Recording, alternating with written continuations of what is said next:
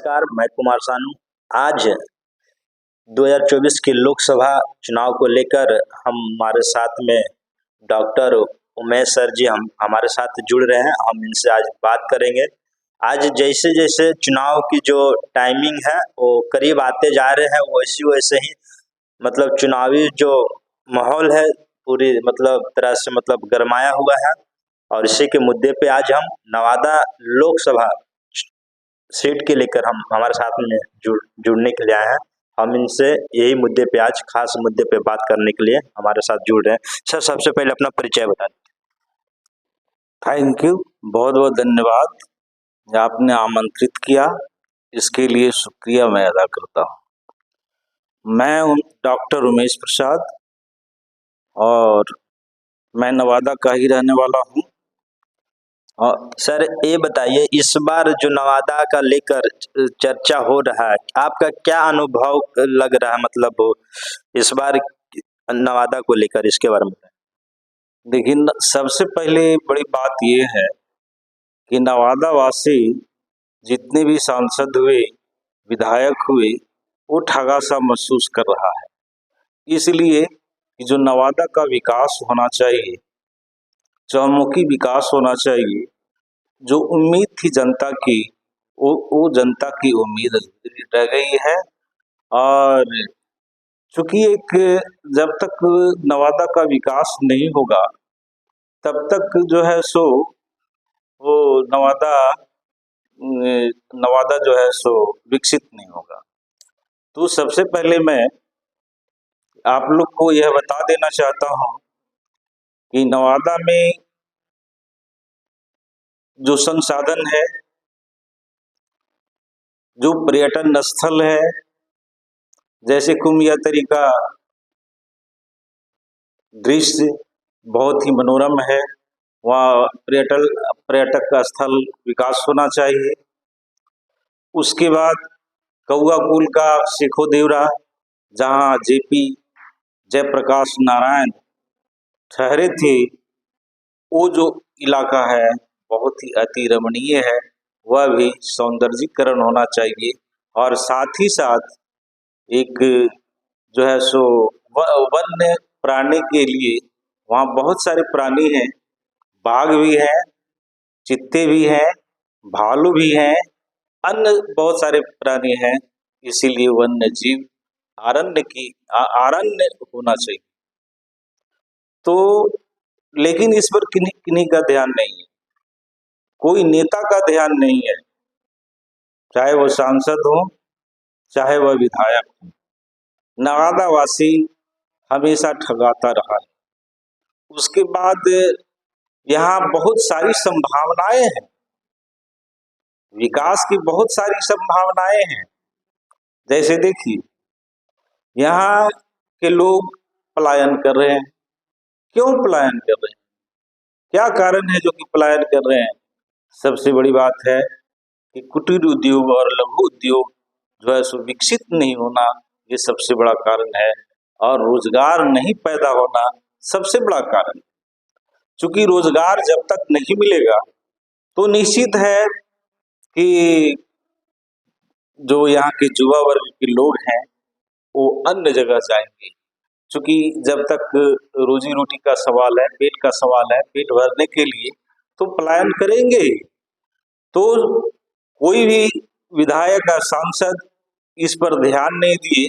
कुटीर उद्योग का होना बहुत जरूरी है, लघु उद्योग का होना जरूरी है, कल कारखाने का होना जरूरी है। क्योंकि एक भी कारखाना नहीं है, एक भी कारखाना नहीं है, एक भी फैक्ट्री नहीं है।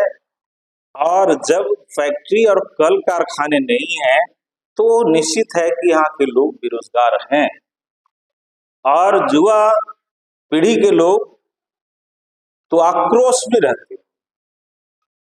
हम नवादा वासी हैं, नवादा के हैं, और हमको दूसरी जगह जाना पड़ता है, दूसरी जगह दिल्ली जाना पड़ता है, बम्बई जाना पड़ता है, उत्तर प्रदेश जाना पड़ता है, पंजाब जाना पड़ता है, और वहाँ हमको मजदूरी करना पड़ता है, वहाँ के फैक्ट्री में काम करना पड़ता है। तो हमारा जो श्रम शक्ति है नवादा के विकास में तो नहीं लग पाता है। हमारी जो श्रम शक्ति है वो दूसरे राज्यों को मिल जाती है। साथ ही साथ यहाँ एजुकेशन के सवाल पर, शिक्षा के सवाल पर मात्र एक अंगीभूत कॉलेज तो है, एक केलिस कॉलेज नवादा और एक राजेंद्र विमेंस कॉलेज नवादा। तो यहाँ केंद्रीय विद्यालय की आवश्यकता है, और जब तक केंद्रीय विद्यालय नहीं होगा तो निश्चित है कि हमारे बच्चों का, हमारे छात्रों का पढ़ाई जिस रूप में होना चाहिए नहीं होगा। यही कारण है कि यहाँ के बच्चे जहाँ केंद्रीय विद्यालय है, जैसे गया में है, वहाँ एडमिशन लेते। यदि यहाँ केंद्रीय विद्यालय होता तो इस क्षेत्र के जितने भी छात्र लोग हैं, निश्चित है मेधावी तो हैं, लेकिन केंद्रीय विद्यालय नहीं रहने के कारण जो है सो वो दूसरी जगह एडमिशन करते हैं। तो इस पर भी किसी का ध्यान नहीं गया। अस्पताल की जर्जर स्थिति है। अस्पताल ऐसा होना चाहिए जो कि अच्छे अच्छे डॉक्टर हों, अच्छी सुविधा हो, साफ सफाई हो, और उसके बाद जितने भी कर्मचारी हैं वे सभी कर्मचारी अपना ड्यूटी को निर्वाहन करते हुए जो है सो इलाज करें। सर एक मुद्दा और चल रहा अभी नवादा में, बहुत जोर शोर से देखने के लिए मिल रहा है हम लोग को, जो नवादा का बेटा और नवादा का सांसद होना चाहिए, इसके पे आप क्या विचार? देखिए, आज तक जो है नवादा के जो सांसद रहे हैं वे दूसरे जगहों के रहे, दूसरे स्थानों के रहे। आज जो बताइए कि नवादा के दर्द को जो समझा नहीं, नवादा के वासियों को जो समझा नहीं, उसके दर्द को नहीं समझा, तो उसका इलाज कैसे होगा? इसलिए मेरा विचार है जहां तक कि जब तक नवादा का मूल निवासी सांसद नहीं बनेगा तब तक जो है सो नवादा का विकास नहीं होगा।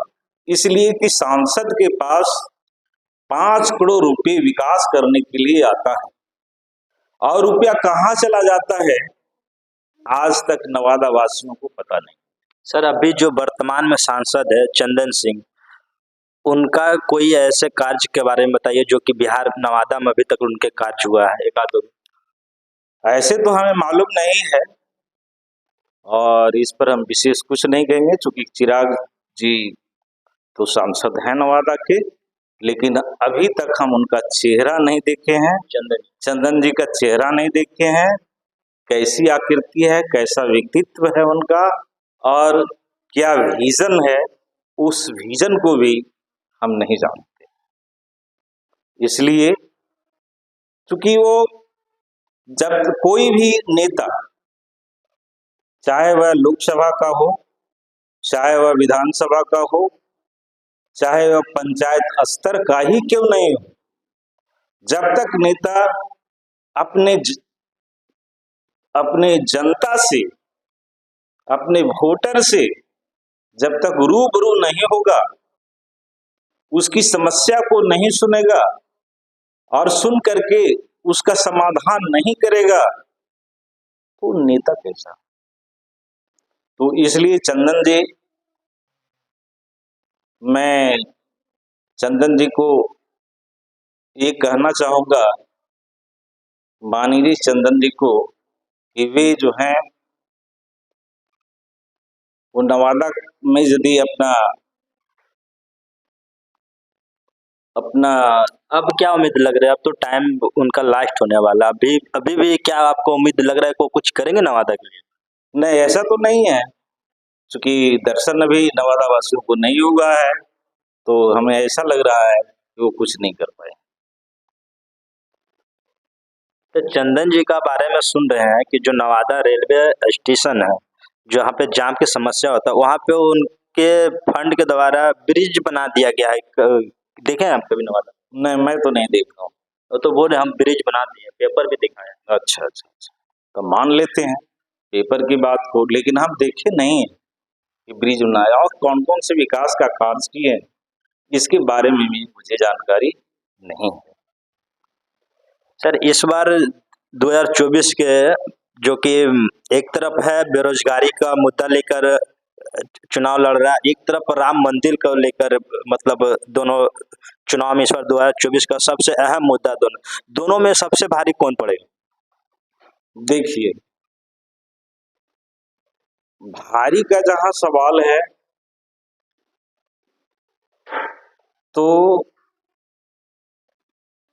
भारी का जहां तक सवाल है तो भारी का मतलब है कि देखिए, मंदिर बन गया, ठीक है न, अयोध्या में मंदिर बन गया, तो मंदिर बन गया तो मंदिर से तो पेट भरता नहीं है। पेट भरने के लिए तो रोजगार चाहिए, और रोजगार ऐसा रोजगार चाहिए जो कि वो रोजी रोटी चल सके उसका। मान लिया कि ठीक है, मंदिर का निर्माण हुआ अयोध्या में, बहुत अच्छी बात है, लेकिन उसका फायदा कौन लिया? सवाल ये है। बोल रहे कि सभी लोग को वहाँ रोजगार मिल रहा है, सभी लोग वहाँ पे रोजगार कर रहे हैं मंदिर बनने से। सभी लोग का नहीं, कुछ खास लोगों का वहां रोजगार मिल रहा है। जैसे उत्तर प्रदेश अयोध्या के जो इर्द गिर्द इलाका है, जहाँ के वहां का रोजगार भले वहां के लोगों को मिल रहा है, लेकिन पंजाब, बिहार, उड़ीसा, आंध्र प्रदेश, केरल, महाराष्ट्र, राजस्थान, हिमाचल प्रदेश के लोगों को क्या रोजगार वहां मिलेगा? नवादा का वहां रोजगार मिलेगा? रोजगार तो वहां है, नवादा में होता तो रोजगार नवादा वासियों को होता, लेकिन वो नहीं। 5 दिन में 70 करोड़ की आमदनी हुई है, और वह आमदनी किसके पास है? क्या गरीबों के पास है वो आमदनी? क्या वह रुपया गरीबों में बांटी जाएगी? क्या इसका जो है सो उस पैसे का उद्योग, कल कारखाने लगाए जाएंगे? क्या होगा? क्या वो पैसा मठाधीशों के पास होगा? इसलिए राम मंदिर तो एक मुद्दा है, एक स्टंट है,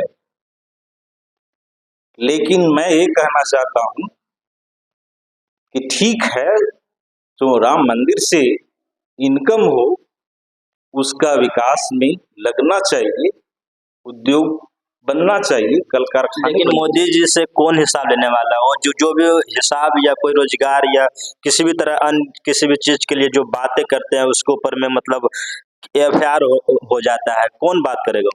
यही तो डिक्टेटरशिप है, यही तो तानाशाह है। मोदी जी जो भी किए हैं आज तक या कर रहे हैं, वो डिक्टेटरशिप के हिसाब से ही कर रहे हैं। जैसे एक ताजा उदाहरण देते हैं आपको कि 200 रुपये का नोटबंदी 12 बजे रात की घोषणा होती है, और उसमें जो है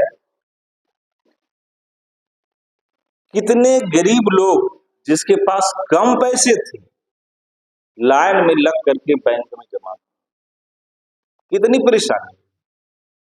इसी तरह कोई भी फैसला जब भी लेना चाहिए तो संसद में पारित करके लेना चाहिए, है नहीं?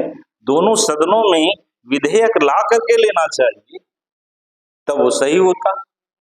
ऐसे तो हम डिक्टेटरशिप ही कहेंगे।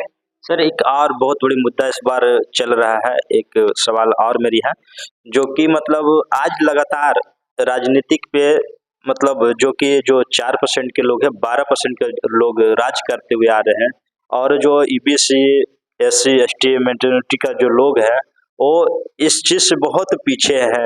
क्या लग रहा है इसके बारे में?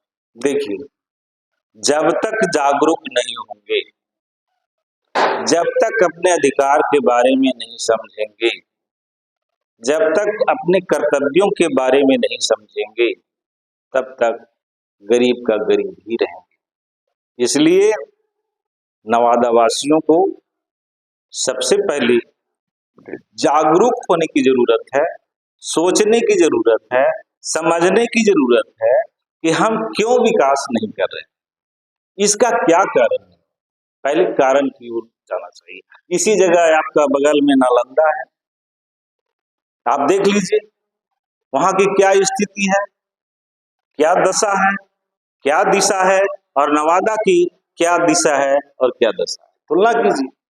उसके बाद गया का देख लीजिए, बगल का ही है, पड़ोसी पड़ोसी जिला ही है, लेकिन नवादा का विकास क्यों नहीं हो रहा, क्या कारण है। कारण एकदम स्पष्ट है कि जब तक नवादा के वासी जागरूक नहीं होंगे और नवादा का उम्मीदवार नहीं होगा, तब तक विकास नहीं होगा। अब विकास का मुद्दा बनाना पड़ेगा, लोगों को समझाना पड़ेगा। सर आने वाले चुनाव में भी तो लोग मुद्दा बनाकर ही आते हैं, लेकिन लोग जिताने का बाद में वो मुद्दा जस्ट उल्टा करते हैं। हाँ, इसलिए कि गौन हो जाते हैं, चूंकि मन बेईमान रहता है, विकास करने का नहीं रहता है, इसीलिए वो जो मुद्दा है जो लेकर के विजन लेकर के आते हैं, वह भी विजन उनका बैग में रह जाता है और विकास नहीं हो पाता है। सर क्या अभी भी मतलब वो टीचर आप हैं, क्या अभी भी पढ़ा रहे हैं? मैं +2 राम प्यारी उच्च विद्यालय चिरेली खिजरसराय का +2 का शिक्षक था। रिटायर हो गए? अब मैं 31 दिसंबर को रिटायर कर गया हूँ और उसके बाद चूंकि सोशल वर्क करना चाहता हूँ और इसी में मेरा समय व्यतीत भी होगा, बचे हुए समय को मैं सोशल वर्क में लगाऊंगा और जन जन तक जाने का काम करूंगा और अपनी बात को रखूंगा कि नवादा वासियों, पहले सोचो, समझो, आगे बढ़ो, पढ़ो, लिखो, और सबसे बड़ी बात है कि नवादा वासी का ही सांसद होना चाहिए, विधायक होना चाहिए, तभी नवादा का विकास। सर आप इतना निर्दयता से मतलब बातें कर रहे हैं, आपको डर नहीं लग रहा है? डर किस बात का, सही बात कहने में? क्योंकि जो सच्चाई बोलता है उसको जेल कर दिया जाता है। तो जेल कर दिया जाता तो जेल जाएंगे, इसमें क्या दिक्कत है भाई, लेकिन सच्चाई बात तो कहेंगे। देखिए 5 जून 1974 का वह दिन, पटना का गांधी मैदान, जिसमें जेपी जयप्रकाश नारायण ने संपूर्ण क्रांति की घोषणा की थी, संपूर्ण क्रांति की घोषणा की थी, है नहीं, और संबोधित करते हुए छात्रों के संघर्ष समिति और नौजवान लोगों को और भारतवासी के नागरिकों को आह्वान करते हुए उन्होंने कहा था कि जब तक संघर्ष नहीं करोगे कुछ नहीं पाओगे, इसीलिए संघर्ष करना तो जरूरी, और संघर्ष से घबराने के बाद जो डर गया वो मर गया, इसीलिए संघर्ष करना जरूरी है। अंबेडकर ने कहा कि पढ़ो, आगे बढ़ो, तो पढ़ने के लिए यहाँ साधन नहीं है, कॉलेज है, स्कूल है, लेकिन उसकी पढ़ाई, उसकी व्यवस्था समुचित नहीं है। नतीजा होता है कि आजकल के जो लड़के हैं वो कोचिंग में जाते हैं, ट्यूशन पढ़ते हैं, कॉलेज जाना पसंद करते हैं। क्यों? इसका कारण ये है कि कॉलेज में पढ़ाई नहीं होती है और उसके बाद स्कूलों में पढ़ाई नहीं होती है, यही कारण है। इसका दोषी कौन हो? इसका दोषी देखिए, सरकार भी है दोषी, और अभिभावक भी दोषी हैं, छात्र भी दोषी है, टीचर भी दोषी है, एक ही आदमी इसमें दोषी नहीं है। जब तक किसी भी इंस्टीट्यूशन में, किसी भी संस्थान में, किसी भी कॉलेज में, स्कूल में जब तक अनुशासन नहीं रहेगा तब तक पढ़ाई नहीं हो सकती है। और अनुशासन के लिए सरकार जो है सो स्पष्ट रूप से छड़ी उठाना बंद कर दिया कि टीचर को छड़ी नहीं उठाना है। नतीजा क्या हुआ कि लड़के अनुशासनहीनता के शिकार होंगे, क्योंकि यदि छड़ी उठाते हैं तो केस मुकदमा होता है। तो टीचर क्यों छड़ी उठावेंगे भाई? सवाल ये है, क्यों उठावेंगे छड़ी? सर एक सवाल और है, बहुत ही नजदीक, मतलब 12 तारीख को प्रोटोकॉल होने वाला है और एक तरफ बीजेपी दावा करे सरकार बनाने के लिए और एक तरफ वही में मतलब तेजस्वी जी बोल रहे हैं कि इसमें खेला होगा। क्या अनुमान लग रहा है सर? मेरा अनुमान है कि बीजेपी की सरकार जो है, जो गठबंधन एनडीए की सरकार जो है, जिसमें नीतीश कुमार है, माननीय मुख्यमंत्री नीतीश कुमार है न, उनका सरकार बनेगा, इसमें कोई दो मत नहीं। एक आखिरी सवाल मेरा, एक बार टीवी अखबार कह रहे हैं कि मोदी जी, अभी चुनाव भी नहीं हुआ है और डेट घोषणा हुआ, लेकिन टीवी अखबार वाले दिखा रहे हैं कि इस बार मोदी जी 400 पार। क्या लग रहा है? देखिए, मोदी जी तो कुछ भी कर सकते हैं, है ना, इसलिए ये भी विजन दिखा रहे हैं कि हम 400 सीट पार करेंगे, 400 सीट हम लाएंगे। यह जनता की आंखों में धूल झोंक रहे हैं, या तो जनता को गुमराह कर रहे हैं, या तो जनता को जो है सो बुद्धू बना रहे हैं। 400 सीट लाना मामूली बात है। और फिर इंडिया क्या करे?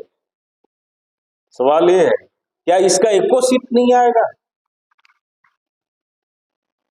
ऐसी बात तो नहीं है ना। तो सबसे पहले मैं जो आपका प्रश्न है कि बिहार की राजनीति के बारे में, तो वो राजनीति जो है वो एक खेल है, और खिलाड़ी जो है, खेलने वाले जो है, तो सब नेता लोग हैं। और जनता जो है मुख्य दर्शक होकर के देख रही है खेल को कि क्या खेल होने वाला है। तेजस्वी यादव अलगे ताल ठोक रहे हैं और इधर बीजेपी के साथ जो गठबंधन एनडीए का है वो अलगे ताल ठोक रहे हैं। लेकिन अब तो तिथि बहुत समय नजदीक आ गया है और पर्दे पर देखा जाएगा कि किसकी जीत होती है और किसकी हार होती है। बहुत बहुत धन्यवाद सर, हमारे साथ में बात करने के लिए, जुड़ने के लिए धन्यवाद। आपको भी बहुत